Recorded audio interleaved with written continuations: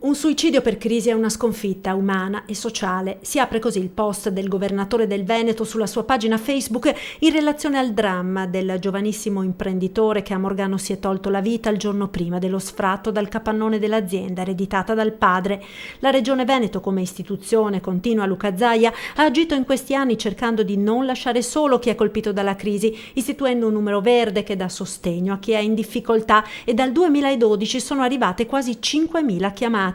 Il nemico numero uno in questi casi, continua Zaia, è la solitudine, è la vergogna nel chiedere aiuto, ma avere problemi oggi non è un fatto isolato né straordinario. Lancio perciò un appello a tutti, prosegue il presidente della regione: chiedete aiuto, il sostegno c'è ed è concreto, ma chiedetelo, non restate soli. Un appello condiviso anche da diverse associazioni di categoria che negli anni della crisi si sono adoperate per fornire sostegno agli imprenditori in difficoltà. È vero che quando noi abbiamo un po' una cultura nostra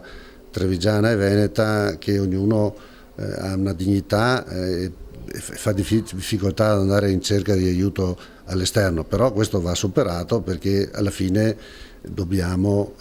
dare una priorità alla vita, insomma questo è un po' il tema, quindi